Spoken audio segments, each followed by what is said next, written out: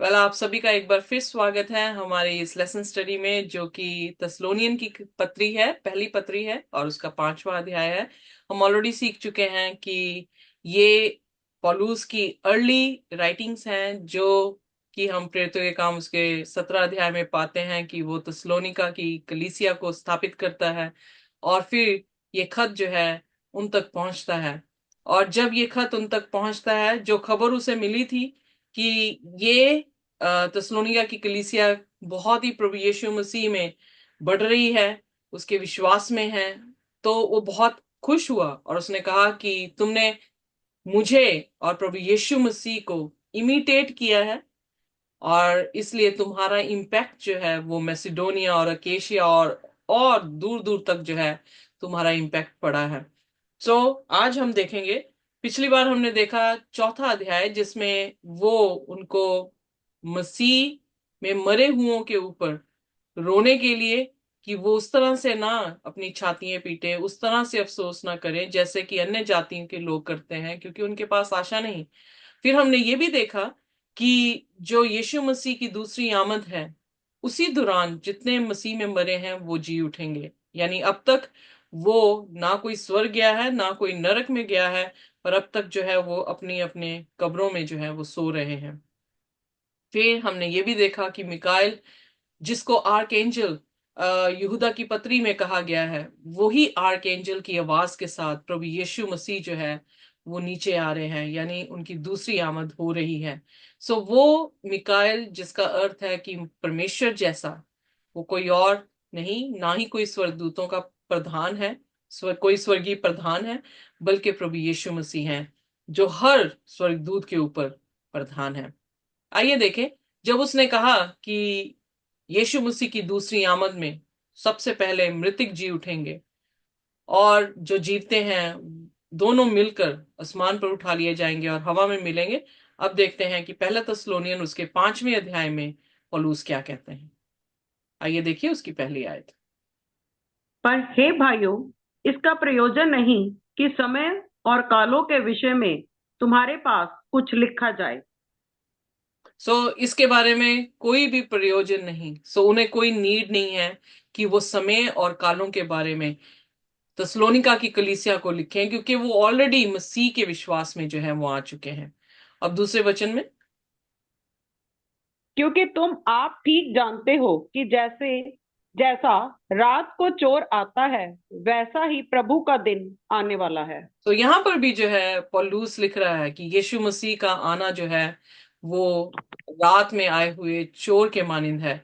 अगर हम देखें पतरस की पत्री में भी, तो दूसरे पतरस उसके 3 अध्याय में भी वो इसी तरह से कहता है कि यीशु मसीह का आना एक चोर के मानिंद है। पर साथ ही वो ये कह रहा है कि जितनी एलिमेंट्स हैं आसमान में वो सब जो है वो पिघल जाएंगे। कहने का अर्थ है, चोर के मानिंद का आने का मतलब ये नहीं कि ये सीक्रेट होगा, पर चोर के आने का मतलब कि वो अनएक्सपेक्टेडली होगा। इसीलिए जब प्रकाशित वाक्य उसके 16 अध्याय में हम पढ़ते हैं, तो उसके 16 अध्याय की 6वें जब कटोरा महामारी का गिराया गया, तो हम देखते हैं कि वहां पर भी जिक्र आया है कि प्रभु यीशु मसीह देखो चोर की मानिंद आता है। इसलिए चोर की मानिंद का अर्थ ये नहीं है कि वो सीक्रेट होगा, क्योंकि उसके बाद प्रकाशित वाक्य 16 अध्याय में भी अगली आयतों में जो है वो थंडर्स हैं, लाइटनिंग्स हैं, और जो आइलैंड्स हैं वो अपनी जगह छोड़ रहे हैं, माउंटेन्स दिख ही नहीं रहे कहां पर गए, और मन मन के ओले जो हैं वो गिर रहे हैं। तो ये जाहिर है, ये देखने को मिलता है कि जो दूसरी आमद है वो किसी तरह से सीक्रेट रैप्चर नहीं है। वो, उसका अर्थ ये है कि जब वो सोच भी नहीं रहे होंगे कि यीशु मसीह आएंगे, उसी दिन यीशु मसीह जो है वो इस धरती पर आ जाएंगे। इसलिए कह रहा कि तुम बहुत अच्छी तरह से जानते हो कि परमेश्वर का दिन जो है वो जैसे रात में चोर आता है उसके मानिंद होगा। क्यों होगा? आइए देखें उसके तीसरे वचन में। जब लोग कहते होंगे कुशल है और कुछ भय नहीं, तो उन पर एकाएक विनाश आ पड़ेगा, जिस प्रकार गर्भवती पर पीड़ा, और वे किस रीति से ना बचेंगे। पर इसलिए हे भाइयों, ये, तुम तो अंधकार में नहीं हो कि वह दिन तुम पर चोर के समान आ पड़े। Exactly, hallelujah. सो यहाँ पर जो है, जब यीशु मसीह को रात में आए हुए चोर के मानिंद दिखा रहा है, तो दूसरी तरफ वो क्या दिखा रहा है कि जब सभी क्या करेंगे, पीस है, कुशल है, तो अचानक से क्या आ रहा है। सो ये शब्द या ये फ्रेजेस ये बता रहे हैं कि वो चोर के मानिंद का आने का मतलब ये नहीं कि गुप्त रीति से आ रहा है। इसका अर्थ ये है कि अचानक आ रहा है, अनएक्सपेक्टेडली आ रहा है। और फिर उसकी तुलना जो है गर्भवती के दर्द के साथ कर रहा है। गर्भवती को पता नहीं होता कि कौन से क्षण में उसकी गर्भ की पीड़ा जो है वो शुरू हो जाएगी, अनएक्सपेक्टेड होती है। और जब वो सोच भी नहीं रही होती, तभी जो है वो पीड़ा शुरू हो जाती है। मुझे याद है कि जब मेरे दिन चल रहे थे, तो जिस दिन मैंने ये सोचा कि मैं बच्चे के लिए आज कपड़े लेकर लेने जो हूँ बाजार से जाऊंगी, बाजार में जाऊंगी, उस दिन सारा प्लान था फैमिली शॉपिंग का। बट अचानक से जो है वो दर्द आ गई। हमने सोचा भी नहीं था, क्योंकि मेरे दिन भी नहीं थे, अभी तक ड्यू भी नहीं था, पर दर्द जो थी वो अनएक्सपेक्टेड आई। सो इसलिए यहाँ पर प्रभु यीशु मसीह एक गर्भवती औरत की पीड़ा के बारे में भी बात कर रहा है, और वो पीड़ा ऐसी है कि वो उससे बच नहीं सकते। इसलिए जब यीशु मसीह का आना होगा, वो उससे बच नहीं पाएंगे। कुछ ऐसे होने वाला है कि वो ऐसे ही नहीं कि हर कोई इंसान अपने कपड़े छोड़कर गैब हो जाएगा, नहीं। वो ऐसा दिहाड़ा है जो पतरस उसको एक्सप्लेन कर रहा है, जो प्रकाशित वाक्य का यूहन्ना उसको एक्सप्लेन कर रहा है, कि जो आसमान है वो मैट की तरह रोल कर जाएगा, जो तारे हैं, सितारे हैं, चंद्रमा है, सूरज है, वो आग में मेल्ट हो जाएंगे। वो कैसा सीक्रेट हो सकता है? बाइबल बार बार इसका जिक्र कर रही है, वो सीक्रेट नहीं है। फिर चौथे वचन में लिखा, तुम you beloved are not in darkness, तुम अंधकार में नहीं हो, क्योंकि तुम्हारे लिए वो दिन सरप्राइज का। अब सरप्राइज जो शब्द यहां पर आया है, वो यही है कि वो अनएक्सपेक्टेड नहीं होगा। क्यों? क्योंकि तुम खुदा के कलाम को पढ़ते हो, खुदा की प्लान को जानते हो जो उसके वचन में लिखा है। आइए देखिए उसका अगला वचन पढ़ेंगे, पांचवा। क्योंकि तुम सब ज्योति की संतान और दिन की संतान हो, पर ना रात के हैं, ना अंधकार के हैं। कौन है ज्योति की संतान? वो लोग जिन्होंने ज्योति को अपनाया है। ज्योति कौन है? परमेश्वर। ज्योति कौन है? उसका कलाम। साम्स भजन संहिता 119 उसकी 105 में क्या लिखा है? तेरा वचन मेरे पांव के लिए ज्योति है, या दीपक है, या ज्योति है। मेरे रास्ते के लिए उजाला है। तुम किसकी संतान हो? उस उजाले की संतान हो। तुम किससे जन्मे हुए हो? उसके वचन से जन्मे हुए हो। जब उसके वचन से जन्मे हैं, उस रोशनी में है, तो हमारे में कैसे अंधकार हो सकता है? हमारे में कैसे अज्ञानता हो सकती है?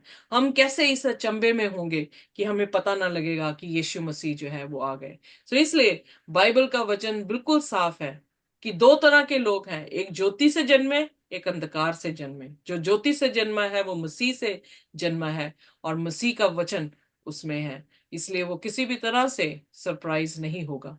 आइए देखिए छठवां वचन। इसीलिए हम दूसरों के समान सोते ना रहें, पर जागते और सावधान रहें। आमेन। यहाँ पर हमें क्या कहा गया है? तुम जानते हो तो क्या करो, सो मत जाओ कि अब बहुत सीख लिया खुदा का वचन, आइए अब आराम से सोते हैं। नहीं, कह रहा तुम सोते ना रहना, पर तुम क्या करना, जागते रहो और सचेत रहो। जागते रहो ये जानने के लिए कि वो समय कब है और वो कब आ रहा है। आइए देखिए उसका सातवां वचन। क्योंकि जो सोते हैं वे रात ही को सोते हैं, और जो मतवाले होते हैं वे रात ही को मतवाले होते हैं। आमेन। इसका मतलब अंधकार में क्या है? सोना है। मौत भी सोने के समान है। यीशु मसीह ने सोने को मौत कहा है। क्या कह रहा है? रात को ही क्या इंसान करता है? सोता है। रात को ही इंसान क्या है? मतवाला होता है। पर तुम ज्योति की संतान हो। तुम्हारा और रात की संतान के साथ कोई भी मेल नहीं है। उसके बाद आठवां वचन। पर हम जो दिन के हैं, विश्वास और प्रेम की झिलम पहनकर और उद्धार की आशा का टोप पहनकर सावधान रहें। सो यहाँ पर हम लोगों को जो कि ज्योति में जन्म ले चुके हैं, उनको भी सावधान होने को कह रहा है। किसके साथ? जो इफिसियां उसके 6वें अध्याय में हमने पाया कि उसने जो है हथियार विश्वासियों को दिए हैं। कौन से हथियार दिए हैं? वही हथियारों में से हथियार यहां पर भी पौलुस लिखता है कि हम विश्वास की झिलम ले लें, प्रेम की झिलम ले लें। हमारा टोप जो है वो किसका हो? साल्वेशन की उस आशा के साथ जो है वो हमें ले ले, ताकि हम अपने आप को क्या कर सकें? गार्ड कर सकें। हम अपने आप को उस दुश्मन के हथियारों से अपने आप को बचा सकें। फिर उसके बाद 9वां वचन। क्योंकि परमेश्वर ने हमें क्रोध के लिए नहीं परंतु इसीलिए ठहराया है कि हम अपने प्रभु यीशु मसीह के द्वारा उद्धार प्राप्त करें। आमेन। सो इसलिए खुदा ने हमारी डेस्टिनी लोअर डेस्टिनी नहीं बल्कि हायर डेस्टिनी बनाई है। वो हायर डेस्टिनी कहाँ लेकर जाएगी? साल्वेशन। यानी हम दोबारा से खुदा के घर के वारिस होंगे, दोबारा से खुदा के बेटे और बेटियां जो है वो बनेंगे। सो इसलिए जो यीशु मसीह के जरिए से वो प्लान ऑफ साल्वेशन, वो दरवाजा दोबारा बागयदन के लिए खुला है, जो कि बंद हो चुका था, वो यीशु के द्वारा फिर से ले सके, इसलिए हमें बुलाया है। इसलिए नहीं कि वो महामारी हम पर आ उतरे। बाइबल में लिखा मती 25 की मती में मती की 25 अध्याय में कि परमेश्वर ने आग जो है वो शैतान और उसके दूतों के लिए बनाई है। पर अगर वही जिसको आग लगनी है, अगर उसी को हम पकड़े रहेंगे, तो फिर यकीनन है कि जब उसे आग लगी, वो आग हमें भी क्या कर देगी? झुलसा देगी, वो हमें भी जो है वो खत्म कर देगी। सो परमेश्वर ने किसी भी तरह से ना नरक की आग इंसान के लिए बनाई है, ना उसने अपना प्रकोप इंसान के लिए बनाया है। बट हम अपने अपने कामों के वजह से जो है, हम या तो जिंदगी का इनाम ले सकते हैं या मौत का इनाम। सो चॉइस इज आवर्स, हमारा ही चुनाव है। सो उसके बाद 10वें वचन में। वह हमारे लिए इस कारण मरा कि हम चाहे जगत हो चाहे सो जागते हो चाहे सोते हो सब मिलकर उसी के साथ जिए। आमेन। सो इसीलिए पौलुस ने क्या कहा? मेरा जीना क्या है? मसीह है, और मेरा मरना नफा है। क्योंकि अगर मैं जीता हूं तो मैं मसीह में जीऊं, मर भी गया तो मसीह में मरूं, ताकि मेरा वो साल्वेशन और मुक्ति जो है वो मेरे से कभी भी जुदा ना हो। तो इसीलिए पौलुस कहता है कि जो जो भी जैसा भी है, चाहे जी रहा है चाहे मर गया है, पर किसके साथ जीना है? मसीह के साथ। किसके बीच में मरना है? मसीह के साथ। और फिर उसके बाद वो 11वीं आयत में कहता है। इस कारण एक दूसरे को शांति दो और एक दूसरे की उन्नति का कारण बनो जैसे कि तुम करते भी हो। आमेन। सो इसलिए उसने फिर दोबारा से एम्फसिस किया है कि एक दूसरे के साथ जो है वो बने रहो, एक दूसरे को ऊपर उठाओ, जो तुम करते भी रहते हो। सो जो अच्छे काम तुमने शुरू किए हैं, दूसरे अर्थों में, उसको खत्म मत करना। चाहे कुछ भी हो, उस काम में लगे रहना और बढ़ते रहना। अब 12वां वचन। हे भाइयों, हम तुमसे विनती करते हैं कि जो तुम में परिश्रम करते हैं और प्रभु में तुम्हारे अगुए हैं और तुम्हें शिक्षा देते हैं उनका सम्मान करो। तो यहाँ पर सिखाने वालों की इज्जत करने के लिए जो है वो कहा गया है। जो हमारे लिए मेहनत कर रहे हैं, जो प्रभु यीशु मसीह के वचन सुना रहे हैं, तो उनकी हमें इज्जत करनी चाहिए। शिक्षा देने वाले की हमेशा ही इज्जत करनी चाहिए, और खास करके जो कि स्वर्ग की बादशाह की तैयारी करवा रहा है और स्वर्ग की बादशाह की जो है आपको ज्ञान दे रहा है, उसकी हमेशा इज्जत करें। और उसके बाद 13वां वचन। और उनके काम के कारण प्रेम के साथ उनको बहुत ही आदर के योग्य समझो, आपस में मेल मिलाप से रहो। ओके, क्रिश्चियन वॉक में एक और चीज है कि जब हम देखते हैं कि फिलिपियो में वो एक सेवक को किस तरह से होना चाहिए वैसे दिखा रहा है, यहाँ पर एक शिक्षा लेने वाले को कैसा होना चाहिए उसको जो है वो बता रहा है। सो कह रहा है कि प्रेम में उसके कामों के लिए आप उसे हाईली स्टीम करें, हाईली उसको जो है वो रिस्पेक्ट दें। आप में जो है एक दूसरे के साथ शांति इसी तरह से बनी रहे। और फिर 14वां वचन। हे भाइयों, हम तुम्हें समझाते हैं कि जो ठीक चाल नहीं चलते उनको समझाओ। कायरों को ढाढ़स दो, निर्बलों को संभालो, सबकी ओर सहनशीलता दिखाओ। तो इसका मतलब वो एक दूसरे को संभालने की बात कर रहा है। जब मसीह में आगे हैं तो हमारा ये कर्तव्य है। अगर आप याद करें, केन ने परमेश्वर से, जब परमेश्वर ने केन से पूछा तेरा भाई कहाँ है, तो उसने कहा क्या मैं अपने भाई का रखवाला हूं? क्वेश्चन मार्क उसने किया। एग्जैक्टली वो रखवाला ही था। क्योंकि यहां पर भी हम गॉस्पेल में देख रहे हैं कि पौलुस जो है हमें किसका रखवाला बना रहा है? एक दूसरे का। जो निर्बल हैं उनको ऊपर उठाने का, जो कायर हैं उनको जो है ढाढ़स देने का। ये हमारा काम है, क्योंकि हम एक दूसरे के क्या हैं? भाई हैं। और यीशु मसीह के वचन में लिखा, जो कुछ तुमने छोटे से छोटे के साथ किया है वो तुमने मेरे साथ किया है। इसलिए जो हम प्रार्थनाएं एक दूसरे के लिए कर रहे हैं, जो हम एक दूसरे को सिखा रहे हैं, एक दूसरे को हौसला दे रहे हैं, खुशी दे रहे हैं, वो जो है एक अच्छे मसीही का चाल चलन है जो हमारे बीच में होना जरूरी है। और उसके बाद 15 वचन। सावधान, कोई किसी से बुराई के बदले बुराई ना करे, पर सदा भलाई करने पर तत्पर रहो।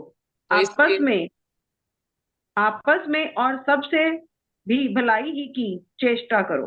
Amen। क्योंकि हमारा परमेश्वर क्या है? भला है। अगर परमेश्वर भला है तो हम भी किसके लिए बुलाए गए हैं? ताकि हम एक दूसरे की क्या कर सके? भलाई कर सके। प्रभु यीशु मसीह ने भी हमारे इवल फॉर इवल नहीं किया। यानी उसने जो गलत कर रहे थे उनके साथ गलत नहीं किया, बल्कि उनके लिए क्या की? दुआ की, हे पिता इन्हें माफ कर, क्योंकि ये नहीं जानते कि ये क्या करते हैं। अगर हमारा परमेश्वर भला है तो फिर हमें भी भलाई करने में हमेशा तत्पर, तैयार रहना है, ताकि परमेश्वर हमारे जरिए, हमारे कामों के जरिए पिता जो स्वर्ग में है उसकी क्या हो सके? बढ़ाई हो सके। इसीलिए उसने कहा तुम्हारे भले कामों के कारण तुम्हारे पिता जो स्वर्ग में है उसकी बढ़ाई हो सके। उसके बाद 16वां वचन। जैसे कि 16वां से लेके 22 तक कनेक्टेड है। सदा आनंदित रहो, निरंतर प्रार्थना में लगे रहो, हर बात में धन्यवाद करो, क्योंकि तुम्हारे लिए मसीह यीशु में परमेश्वर की यही इच्छा है। आत्मा को ना बुझाओ, भविष्यवाणियों को तुच्छ न जानो, सब बातों को परखो, जो अच्छी हैं उसे पकड़े रहो, सब प्रकार की बुराई से बचे रहो। Thank you very much. हर एक शब्द में पावर है। Rejoice always. वेल, ये हर एक में मैंने तरबियत नहीं देखी। हर एक में ये करेक्टर मैंने देखा नहीं है कि वो हर स्थिति में, हर समय जो है वो खुश रह सके। कहीं ना कहीं ग्रम्बलिंग है, कहीं ना कहीं कंप्लेनिंग है, कहीं ना कहीं जो है वो रोना है, चीखना है, या यीशु मसीह को छोड़ देने का जो है वो फैसला होता है। बट जब एक मसीह जन, जिसके पास यीशु मसीह है, जो मसीह में जन्मा है, उसमें एक विशेष ही बात होती है। और वो विशेष बात यह है कि वो हर स्थिति में खुश रह सकता है। हर स्थिति में परमेश्वर का धन्यवाद कर सकता है। हर हर स्थिति में जो है एक पॉजिटिव चीज को जो है वो देखकर जीवित रह सकता है। इसे आज दुनिया की भाषा में ऑप्टिमिस्टिक कहते हैं वो लोग जो कि पूरे यू नो व्हाइट बोर्ड में वो एक छोटे से डॉट को देख के निराश नहीं हो रहे, बल्कि वो उस डॉट को छोड़कर, जो ब्लैक कलर का है, उसको छोड़कर जो है वो पूरे व्हाइट बोर्ड को देख रहे हैं। या दूसरे शब्दों में ये कह सकते हैं पूरा ब्लैक है जो बोर्ड, और उसमें से एक व्हाइट डॉट को जो है वो देख रहे हैं। हर चीज काली है, पर एक छोटी सी सफेद रोशनी जो हमारे जीवन में प्रभु यीशु मसीह के जरिए से आ रही है, उस रोशनी को देखकर जो है वो हमेशा आनंदित है। अयूब के पास भी परेशानियां आई, पर हम देखते हैं कि अयूब जो था उसने परमेश्वर का धन्यवाद किया, जबकि उसकी स्थिति इतनी बुरी हो चुकी थी कि उसके शरीर पर फोड़े थे, वो राख पर बैठा था, अपने कपड़े फाड़ चुका था, बट खुदा का धन्यवाद कर रहा है। जिसने दिया उसने लिया, उसका नाम मुबारक हो। यहाँ पर रिजॉइस ऑलवेज, यानी खुदा के बीच में हमेशा आनंदित रहे। जब पौलुस और सिलास भी जो जेल में थे और उन्हें उन्हें चेन्स के साथ बांधा हुआ था, तो वो परमेश्वर का किस तरह से धन्यवादी का भजन गा सकते थे। हर स्थिति में खुश रहना तभी मुमकिन हो सकता है जब खुदा का आत्मा और हमारा उसके साथ इतना स्ट्रांगली इंटीमेट रिलेशनशिप हो, जिस कारणवश हम जो है सिर्फ यीशु को देख रहे हैं, अपनी परिस्थितियों को नहीं देख रहे। पतरस भी जब तक यीशु को देखता रहा पानी पर चलता रहा, पर जब उसने अपनी परिस्थितियों को देखा तो वो उसी समय जो है वो डूबने लगा। सो रिजॉइस ऑलवेज। ये वही कर सकते हैं जिनका रिलेशनशिप, जो यीशु को बहुत अच्छी तरह से जानते हैं, अपने खुदा को जानते हों और उस पर भरोसा रखते हों, तो हर परिस्थितियों में जो है वो आनंदित रह सकते हैं। 17 वचन बहुत ही खूबसूरत है, प्रे विदाउट सीजिंग। वही लोग प्रार्थना कर सकते हैं जिनका संबंध परमेश्वर के साथ है, और उस प्रार्थना में वो अपनी धन्यवादियों को जो है वो परमेश्वर के सामने हर स्थितियों में, थैंक्स इन ऑल सर्कमस्टेंसेस, वो प्रार्थना करना नहीं छोड़ते हैं, वो परमेश्वर का धन्यवाद करना नहीं छोड़ते हैं, because this is the will of God in Christ Jesus for you. पहली हमने देखी कि विल क्या थी। विल ये है कि हम सेंटिफिकेशन लें, यानी पहला तस्सलोनियन उसका 4 उसकी 3 में हमने देखा खुदा की यही इच्छा थी कि हम क्या हों, पवित्र बने।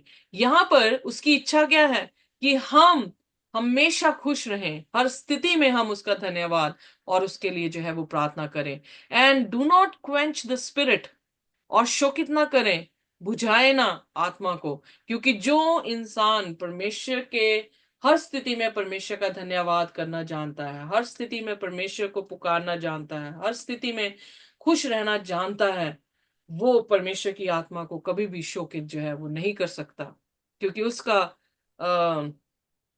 उसका भरोसा खुदा है। उसका भरोसा, कोई उसकी अपनी ऑप्शंस नहीं है, जिस्मानी चीजें नहीं है, इस धरती की जो है वो चीजें नहीं है, बल्कि खुदावंद खुदा खुद है। इसीलिए भजन 121 में कहता है, मैंने अपनी आंखें पर्वतों की ओर लगाई, मेरी सहायता कहाँ से आती है। उसमें भजन लिखने वाला कहता है कि मेरी सहायता पहाड़ों से नहीं, पर उससे आती है जिसने पहाड़ों को बनाया है। सो जिसने परमेश्वर पर भरोसा किया है, उसके लिए हर स्थिति में खुश है ना रहना जो है वो मुश्किल नहीं, क्योंकि उसने ये ठान लिया है कि मेरी सहायता कहाँ से आएगी, परमेश्वर से आती है। उसके बाद 20 में लिख रहा है कि प्रॉफिट्स की शब्दों को कभी भी छोड़ना मत या त्यागना मत। जो नबियों ने बातें कही हैं कलाम में, जो बंद है बातें, उनका कभी भी तिरस्कार मत करें, पर हर चीज को टेस्ट करें, और जो अच्छी हैं उनको जो है वो पकड़े रहें। क्योंकि जब हम देखते हैं पहला यूहन्ना और उसके 5वें अध्याय उसकी पहली आयतों में, तो हम पाते हैं वहां पर लिखा है कि हर एक आत्मा पर विश्वास ना करें, बल्कि क्या करो, टेस्ट करो।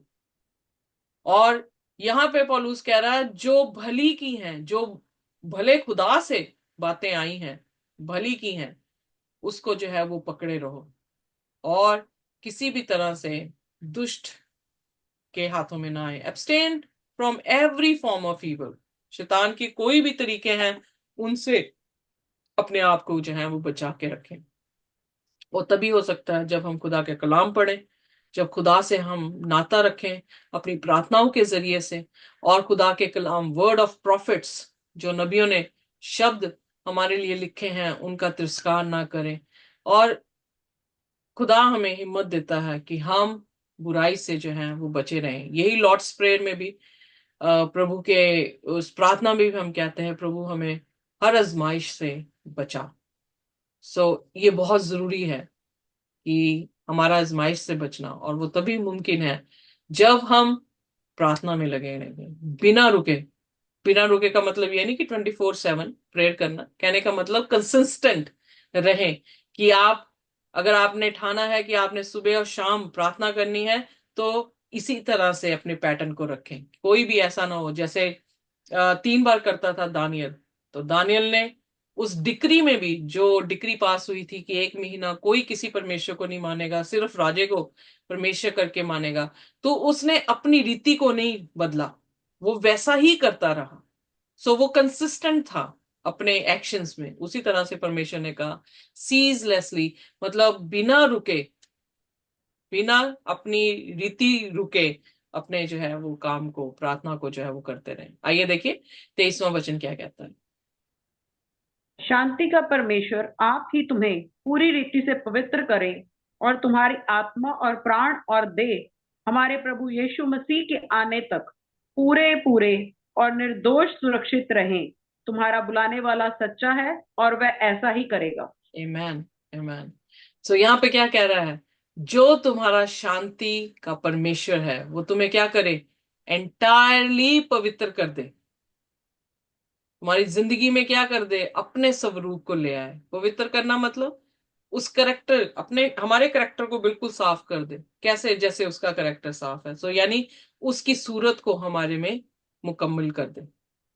मे your spirit and soul and body be kept sound and blameless. So इसका मतलब हमारा फिजिकल, हमारा इमोशनल, हमारा स्पिरिचुअल डायमेंशन ब्लेमलेस होना जरूरी है। कब तक? यीशु मसीह की दूसरी आमद तक। और जिसने, द वन हु कॉल्स, यहां पर भी कॉल्स है, जिसने हमें बुलाया है वो क्या है? वफादार है। और जो उसने कहा है वो क्या करेगा? पूरा करेगा। सो अगर Amen. हमारा बुलाने वाला वफादार है, हमारा बुलाने वाले ने कहा है be holy as I am holy, कि तुम पवित्र हो जाओ जैसे मैं पवित्र हूं, तो वो वैसा ही हमारे साथ करेगा। उसकी दूसरी आमद में प्रभु यीशु मसीह हमें अपने स्वरूप में जो है वो बदल देगा। ये एक दिन का प्रोसेस नहीं है, बट एवरी डे का प्रोसेस है, जिसमें हम अपने आप को क्या करते हैं? शुद्ध करते हैं, यीशु मसीह से प्रार्थना करके, उसके कलाम को सुनकर और कलाम को सुनाकर। सो आइए देखिए 25वां वचन क्या कहता है। हे भाइयों, हमारे लिए प्रार्थना करो। कलीसिया का क्या काम है? कि वो अपने प्रचारकों के लिए भी प्रार्थना करें। अगर आप सोचते हैं कि मैं आपको प्रचार कर रही हूं, तो आपको अपनी प्रार्थनाओं में मुझे भी याद करना चाहिए, क्योंकि पौलुस ने कहा हमारे लिए क्या करो? प्रेयर करो। इसलिए इसका दूसरा अर्थ है प्रचारकों के लिए प्रार्थना करो। ओके, 26 वचन। सब भाइयों को पवित्र चुम्बन से नमस्कार करो। ओके। मैं तुम्हें प्रभु की शपथ देता हूँ कि ये पत्री सब भाइयों को पढ़कर सुनाई जाए। ओके। हमारे प्रभु यीशु मसीह का अनुग्रह तुम पर होता रहे। आमेन। यहाँ पर जो है वो इस खत को खत्म करते हुए इस पत्री को जो है वो पढ़ने के लिए जो है वो कह रहे हैं, कमांड कर रहे हैं कि ये पत्री जो है सभी के सामने पढ़ी जाए। उस समय लोगों के हाथों में तो नहीं होती थी, तो एक ही कॉपी थी। तो उस कॉपी को कैसे सुनाया जाता था? लोगों के सामने पढ़कर।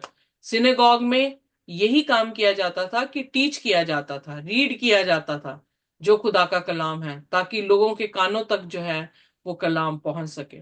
उसी रीति से जैसे उस टाइम का ट्रेडिशन था, उसी तरह से वो कह रहा है कि हमारे लिए प्रेयर करो और ये पत्री सभी के सामने पढ़ी जाए, ताकि खुदा का अनुग्रह जो यीशु मसीह में है वो हमारे साथ इसी तरह से बना रहे।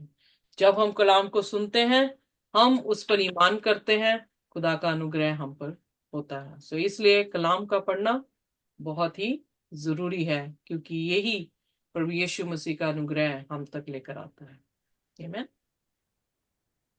आइए प्रार्थना। आमेन। तो सिस्टर जी प्रार्थना करिए साडली।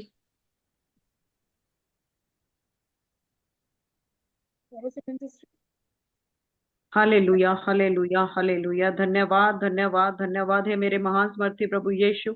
ਅਸੀਂ ਤੇਰਾ ਧੰਨਵਾਦ ਕਰਦੇ ਹਾਂ ਪ੍ਰਭੂ ਇਸ ਦਿਨ ਦੇ ਲਈ ਪ੍ਰਭੂ ਜੀ, ਜੋ ਤੁਸੀਂ ਸਾਨੂੰ ਉੱਠ ਖੜੇ ਕੀਤਾ ਪਰਮੇਸ਼ਵਰ। ਅਸੀਂ ਤੇਰਾ ਧੰਨਵਾਦ ਕਰਦੇ ਹਾਂ ਉਹਨਾਂ ਸਾਵਾਂ ਦੇ ਲਈ ਪਰਮੇਸ਼ਵਰ, ਜੋ ਤੂੰ ਸਾਨੂੰ ਦਿਨ ਭਰ ਦੇ ਕੇ ਸਾਨੂੰ ਖੜਾ ਕਰਦਾ ਹੈ ਪਰਮੇਸ਼ਵਰ। ਅਸੀਂ ਤੇਰਾ ਧੰਨਵਾਦ ਕਰਦੇ ਹਾਂ ਆਪਣੇ ਵਿੱਚ ਬਣਾਏ ਰੱਖਣ ਦੇ ਲਈ ਪਰਮੇਸ਼ਵਰ, ਵਚਨਾਂ ਦੇ ਗਹਿਰੇ ਭੇਦ ਦੇਣ ਦੇ ਲਈ ਪਰਮੇਸ਼ਵਰ। ਪਰਮੇਸ਼ਵਰ ਅਸੀਂ ਤੇਰੀ ਦੂਸਰੀ ਆਮਦ ਤੱਕ ਪੂਰੇ ਤਿਆਰ ਹੋ ਸਕੀਏ ਪਰਮੇਸ਼ਵਰ। ਅਸੀਂ ਮਤਵਾਲੇ ਨਾ ਬਣੀਏ ਪਰਮੇਸ਼ਵਰ। ਪ੍ਰਭੂ ਤੇਰੇ ਵਚਨਾਂ ਦੇ ਵਿੱਚ ਅਸੀਂ ਤੇਰੇ ਨਾਲ ਚੱਲਦੇ ਹੋਏ ਤੇਰੇ ਡਰ ਔਰ ਖੌਫ ਦੇ ਵਿੱਚ ਹਮੇਸ਼ਾ ਬਣੇ ਰਹੀਏ ਪਰਮੇਸ਼ਵਰ, ਤਾਂ ਕਿ ਤੇਰੀ ਦੂਸਰੀ ਆਮਦ ਤੱਕ ਅਸੀਂ ਤਿਆਰ ਹੋ ਸਕੀਏ ਪਰਮੇਸ਼ਵਰ। ਪਰਮੇਸ਼ਵਰ ਅਸੀਂ ਦੂਸਰਿਆਂ ਦੇ ਲਈ ਸ਼ਾਂਤੀ ਦਾ ਕਾਰਨ ਬਣੀਏ ਪਰਮੇਸ਼ਵਰ। ਅਸੀਂ ਦੂਸਰਿਆਂ ਨੂੰ ਸ਼ਾਂਤੀ ਦੇਣ ਵਾਲੇ ਬਣ ਸਕੀਏ ਪਰਮੇਸ਼ਵਰ। ਹਾਲਾਤ ਚਾਹੇ ਜਿਸ ਤਰ੍ਹਾਂ ਦੇ ਵੀ ਹੋਣ ਪਰਮੇਸ਼ਵਰ, ਜਿਸ ਤਰ੍ਹਾਂ ਤੂੰ ਵਚਨ ਦੇ ਵਿੱਚ ਸਾਨੂੰ ਦੱਸਿਆ ਕਿ ਸਦਾ ਆਨੰਦਿਤ ਰਹੋ, ਅਸੀਂ ਹਮੇਸ਼ਾ ਆਨੰਦਿਤ ਰਹੀਏ ਔਰ ਹਰ ਇੱਕ परिस्थिति ਦੇ ਵਿੱਚ ਤੇਰਾ ਧੰਨਵਾਦ ਕਰਦੇ ਹੋਏ ਅੱਗੇ ਵਧਦੇ ਜਾਈ। ਕੋਈ ਵੀ परिस्थिति ਸਾਡੇ ਉੱਤੇ, ਕੋਈ ਵੀ परिस्थिति ਸਾਨੂੰ ਤੇਰੇ ਤੋਂ ਦੂਰ ਨਾ ਕਰ ਸਕੇ।